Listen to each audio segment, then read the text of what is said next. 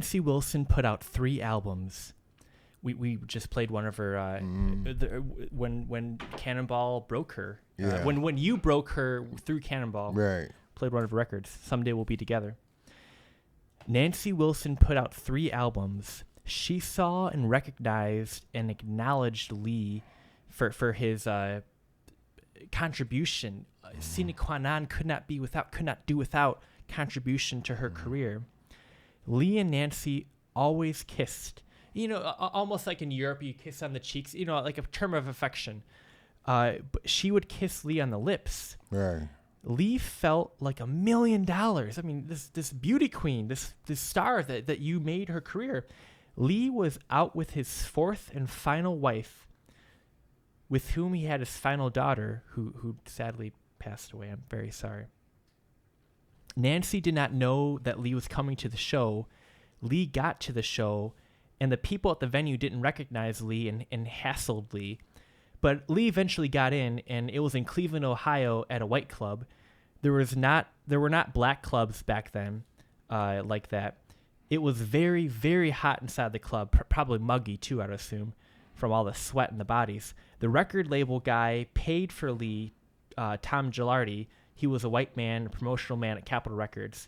He paid for Lee to go out there. Florence Kewell's niece went to Wayne State and hung around with people, with black people. Unusual back then. She was a Jewish lady. Jazz people had soul and were black and therefore could improvise like shooby-dooby-doo. White people had to take classes to be able to play with soul back then. Lester McCann was humming through his mouth and could play what he was humming.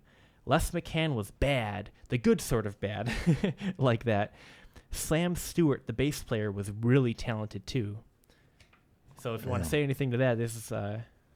Yeah, that's good. So, I love that story. You saw Nancy Wilson over in Cleveland, Ohio, and Tom Gilardi paid for you to drive out there? Well, the record company wanted me to go, because and they paid for everything. Man.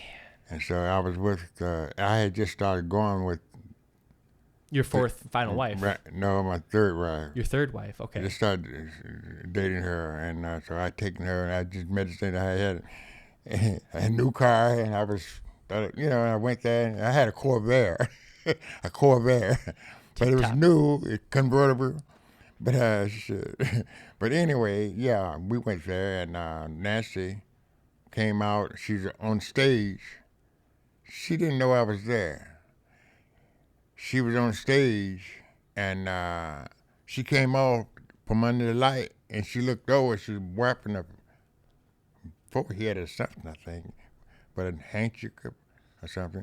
And she looked and saw me sitting there, and she came over, and we got up, and she hugged, she kissed me right in the mouth again, and the light was on us. And it made me feel very special that she did that, to acknowledge me like that. She always acknowledged me. And I went in, once I was going into Baker's one night. Keyboard Lounge in Detroit. Right, and she was singing. And when I walked in the door, Baker's wasn't that big anyway. She saw me coming in, she started saying, "Wish I knew I'm so in love with you." And that song was big at the time. She started singing to me. Because we used to talk about, I didn't care for singers that much. Billie Holiday, Sarah Vaughan a little bit, King Pleasure, Eddie Jefferson. I wasn't a singer, man. I liked Billy Eckstein, maybe Arthur Price. But Nancy Wilson, she was different, and I started liking her. And I told her.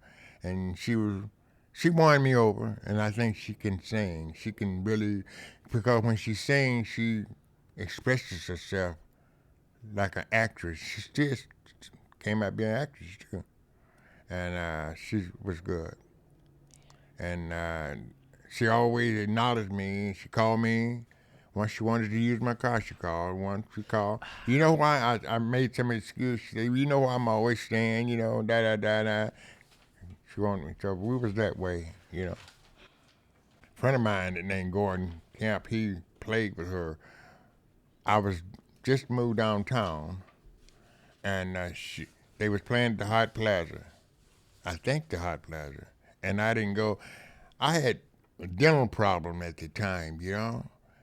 I had passed out and knocked my teeth out, and I went through a thing, you know.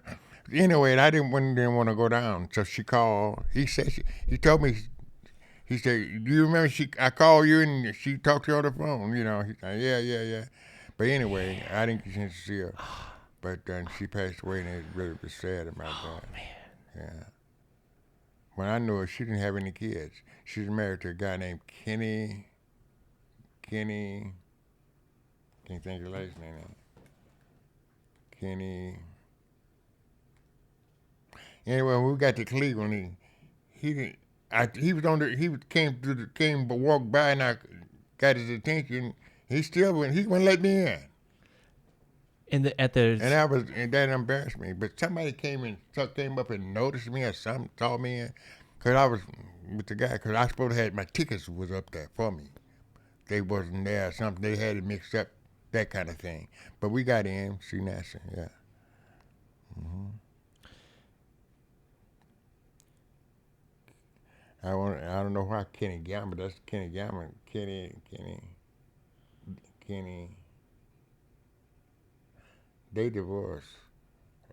But she remarried again to a preacher.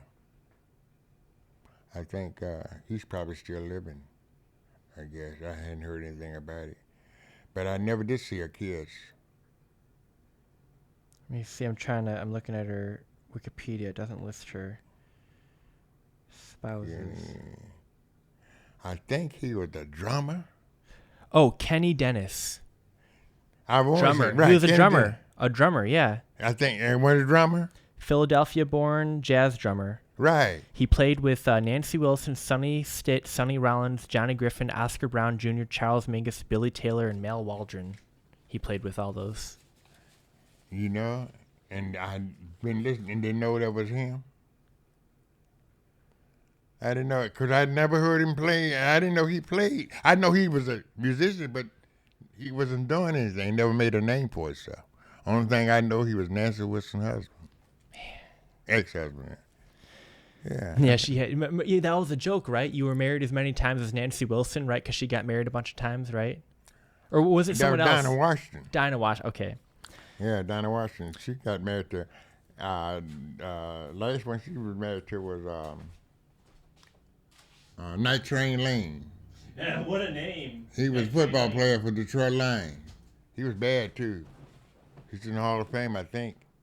And his nephew or his cousin, we lived on Hazelwood and Linwood. And every Sunday, when they played, we would watch the game and talk about the game. And maybe because that's how I got into football as deep as I did, because I didn't play football because they wouldn't get hurt. I was married. I couldn't get hurt and couldn't take care of my family. But I played basketball. But I would go to football games when the team played at Washington High, but I drove cab, and I had the cab, and I would take girls to the game and guys. They charged them so much each and pay for the cab. And I had a car. And I'd go and bring them back home. And I went to all the games. But anyway, I got into football profession through, what was his name? He was Night Train Lane nephew. Man. Hazelwood and Linwood.